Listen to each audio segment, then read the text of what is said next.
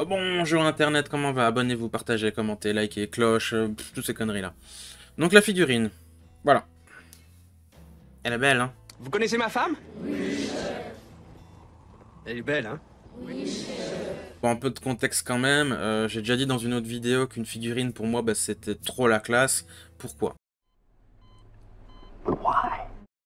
Il y a très très longtemps, voyez-vous, j'ai découvert Warhammer, je devais avoir genre 13 ans, je crois, 13-14 ans. J'ai vu des hommes lézards et c'était tout de suite l'amour fou. J'ai même piqué à l'époque 50 € dans le portefeuille de ma mère pour aller acheter mes premiers Warhammer, je vous mens pas. C'était le livre d'armée de 5e édition des hommes lézards et le vieux modèle de prêtre Machlon.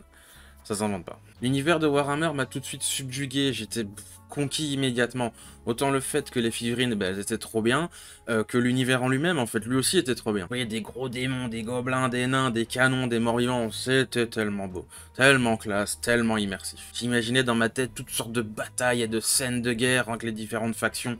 Par exemple, je voyais des orques enragés, chargés dans une ligne de chevaliers bretoniens. Bon, normalement, c'est l'inverse, mais ça passe, t'occupe. Avec des espèces de lances brisées, des boucliers qui volent en éclats, des trébuchets qui envoient la mort et la destruction. C'était trop bien. J'étais à fond dedans. À fond dedans. Et puis, je suis allé dans Warhammer 40 000. Différent, mais voilà, c'est un peu le même principe. J'ai même essayé un petit peu le jeu Seigneur des Anneaux, le jeu de figurines. Donc voilà, j'ai joué à Warhammer pendant des années. J'étais même plutôt bien placé en tournoi à l'époque, il y a très très longtemps. Liste d'armées hommes lézards, Terre du Sud, plein de skins, si vous connaissez la référence. Et encore aujourd'hui, je suis dans l'univers, même si le côté figurine, le modélisme et tout ça, ouais, j'ai mis de côté, parce que ben, c'est trop cher, et puis je sais pas, ça me parlait moins, les règles de jeu aussi, c'était pas cool, mais...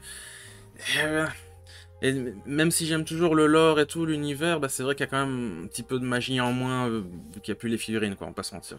Avoir une figurine de mon univers, c'était pour moi une consécration. C'était vraiment un rêve qui se réalise, quasiment. Ici, par exemple, vous avez Atmec, démon primordial de la souffrance, et la figurine est inspirée directement de cette scène que vous voyez, qui est dans le tome 1. Bon, il n'y a pas le dragon et le roi elfe et tout ça, mais voilà, c'est à peu près ça. Atmec est un personnage central et particulier dans mes romans, parce que bah déjà, il est sur la couverture du premier bouquin, forcément. Et je peux pas trop en dire plus sans spoiler, parce que là, vraiment, ça va être trop compliqué. Mais sachez juste qu'il est présent dans les 4 bouquins. Voilà. Maintenant, pour la figurine en elle-même, bah voilà, elle fait 35 cm de haut, presque autant de large d'ailleurs. Il fait presque 1 kg, c'est quand même pas rien.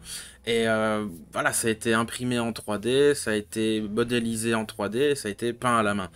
Et voilà, c'est une pièce de collection pure et dure, de l'artisanat pur et dur. Je suis vraiment fier de cette figurine, vraiment, vraiment fier, et je suis aussi très très reconnaissant pour le travail de Von Imac, parce que bah, c'est lui qui a tout fait de A à Z, en fait, c'est lui qui a fait le prototype que vous voyez là, donc de la sculpture 3D jusqu'à la peinture, tout a été fait, donc merci à toi pour ce travail monstrueux, c'était génial. Maintenant, que dire d'autre? Bah, juste que la figurine est disponible sur le Kickstarter, et il y en a 15 exemplaires, donc il n'y en aura pas forcément pour tout le monde, voilà. Allez, au revoir Internet, gros bisous. Mouah.